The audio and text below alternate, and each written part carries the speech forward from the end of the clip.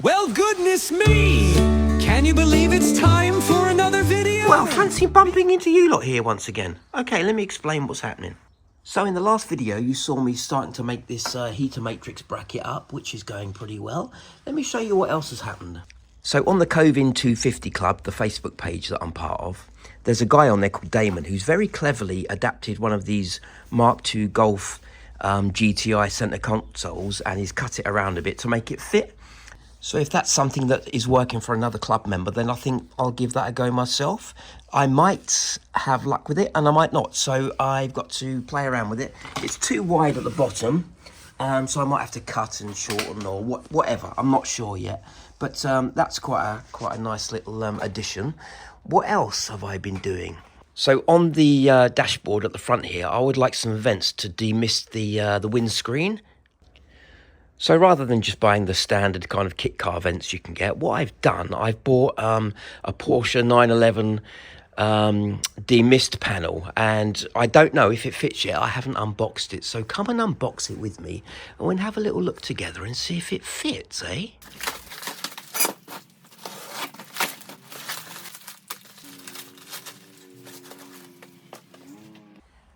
So that's off a genuine Porsche 911. So, I had no idea it was metal actually, so that's quite nice. Look at that curvature. It's almost perfect.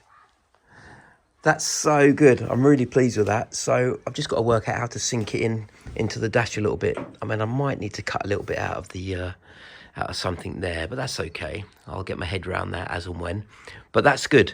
That's much better than, you know, some generic flat vents in there.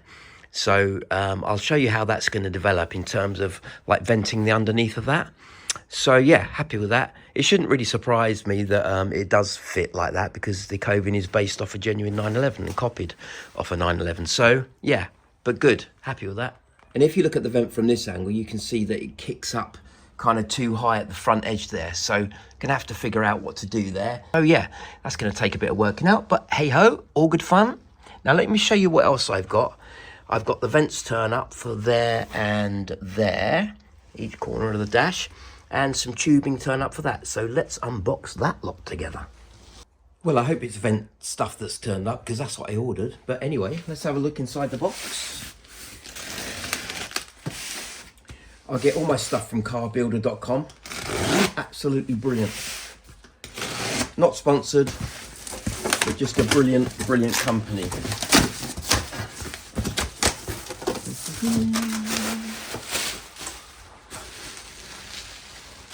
Ooh. So we've got vent hosing, or vent hose, 50 millimeters. Duct hosing there, 50 millimeters. 50 millimeters.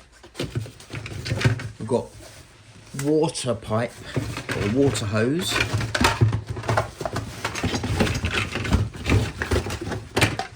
15 mil, I think that is.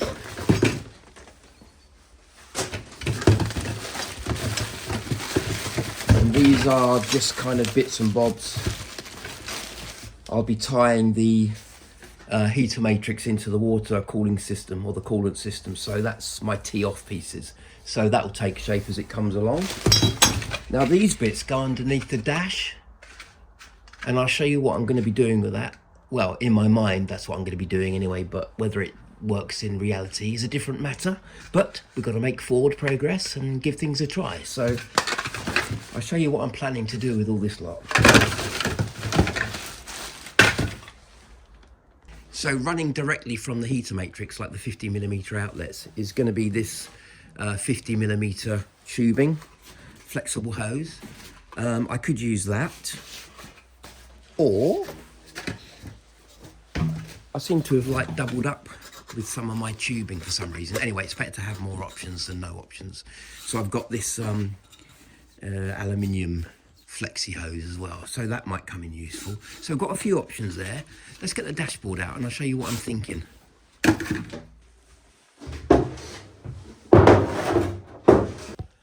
So let's have a look at these vents then, see how they might look in the dash. So we've got, there's one of them.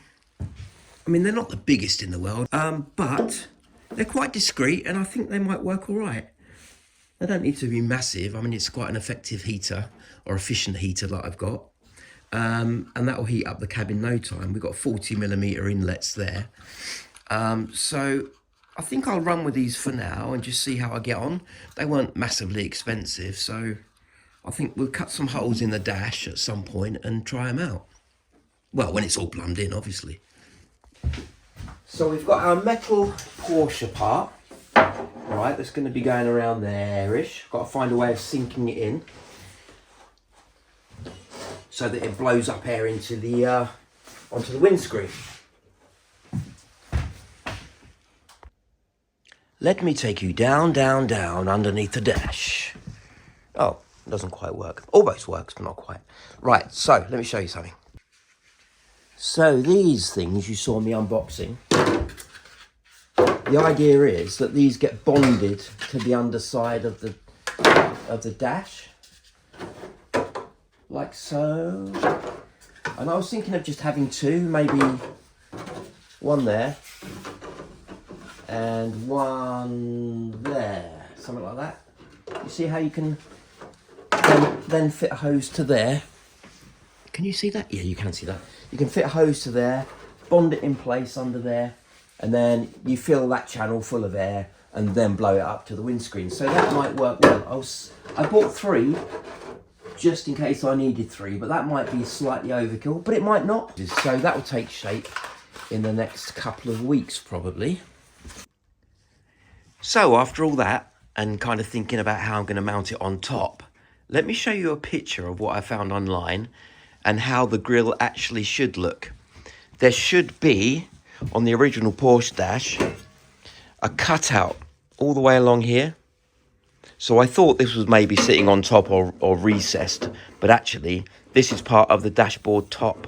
So I think what I'm going to do is do a cutout all the way along there, as much as I didn't want to, and then fiberglass that piece in place. I'm making more work for myself, but you know what? I think them small details are kind of going to make the difference between it looking good and great. So that's what I'm going to do, I think.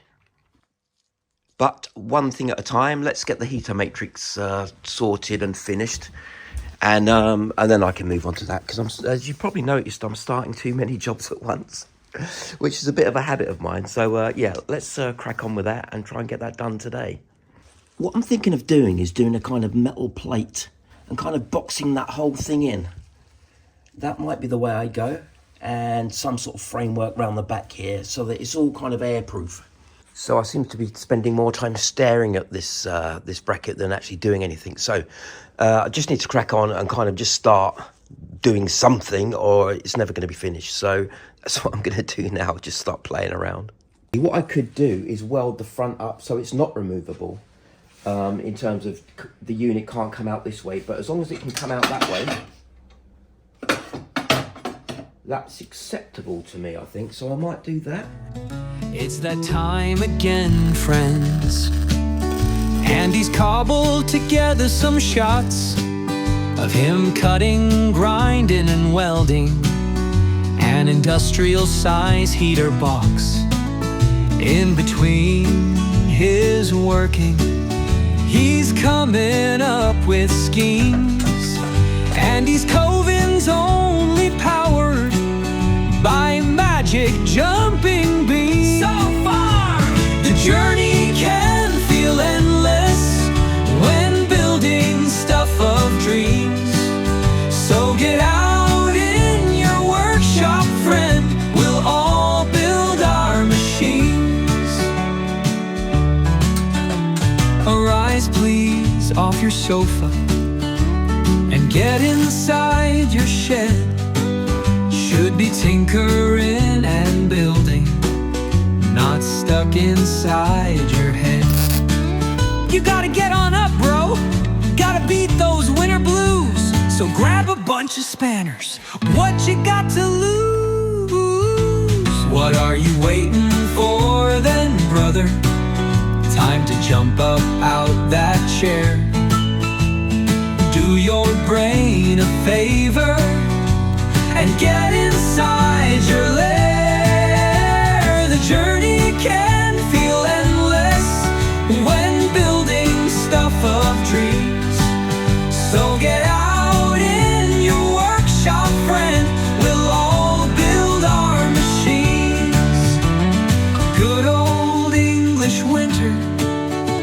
It's cold and gray outside. Get inside that garage and build your crazy ride.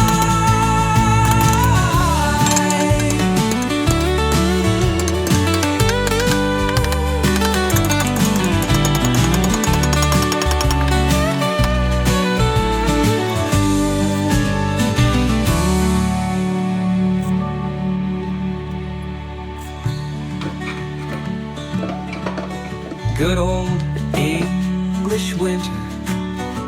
It's cold and gray outside. Get inside that garage and build your crazy ride.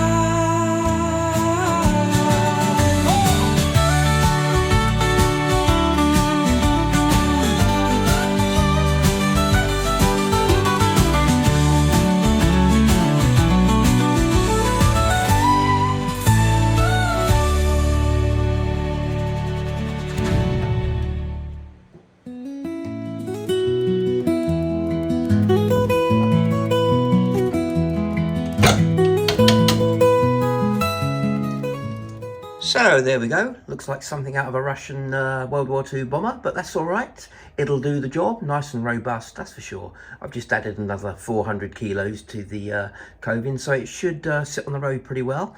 Just need to put a couple of finishing touches on it, and then it's just about done, I think. So yeah, pretty happy with that. Looks pretty smart. Ready for the hoses and ducting and vents to go on. So that'll be the next step, I think. So, as always, thanks very much for watching, and I'll catch you on the next episode.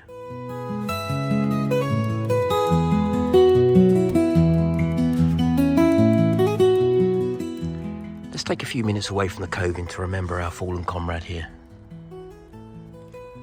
I told him to wrap up warm, be prepared, take all the necessary climbing gear, but he didn't listen. And now he's fallen. He's dead. He couldn't cross that ravine, and what a ravine that is. Don't take any chances, folks. It's just not worth it.